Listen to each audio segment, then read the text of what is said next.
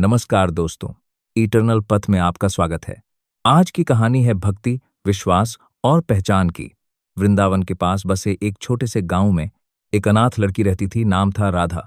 लोग उसे प्यार से राधा रानी कहते थे, क्योंकि उसका पूरा जीवन श्री कृष्ण की भक्ति में बीतता था। हर सुबह वह यमुना किनारे दीप जलाती और कहती, कान्हा, आज भी मुझे सही रास्ता दिखाना। इसी गांव में एक युवक आया। उसने अपना नाम बताया, श्यामदास। वह बहुत मधुर वाणी में कृष्ण की कथाएं सुनाता और खुद को कृष्ण का परम भक्त बताता।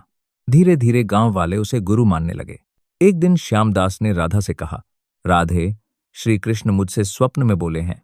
उन्होंने कहा है कि तुम्हारी भक्ति अधूरी है और उसे पूर्ण करने का मार्ग केवल मैं जानता हूं। राधा भ्रम में पड़ गई। वह सोचने लगी, क्या सच में कान्हा मुझसे कुछ कहना चाहते हैं? कुछ दिनों बाद श्यामदास ने उसे एकांत साधना के लिए बुलाया। कहा, यह एक विशेष लीला है जिसे कोई नहीं जान सकता। उसी रात राधा यमुना किनारे रोती हुई बैठी थी।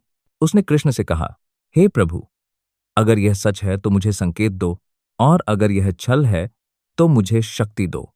तभी वहां एक वृद्ध संत आए।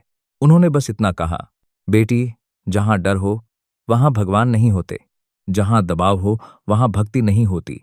राधा की आंखें खुल गईं। अगले दिन सभा में उसने श्यामदास से पूछा, अगर आप सच में कृष्ण के दूत हैं तो बताइए, भक्ति में सबसे पहली शर्त क्या है?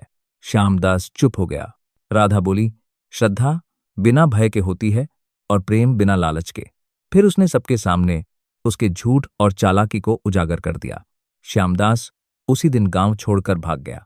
कुछ समय बाद उसी स्थान पर राधा ने एक छोटा सा भजन आश्रम बनाया, जहां वह कहती थी, कृष्ण बाहर नहीं, अंतर में मिलते हैं।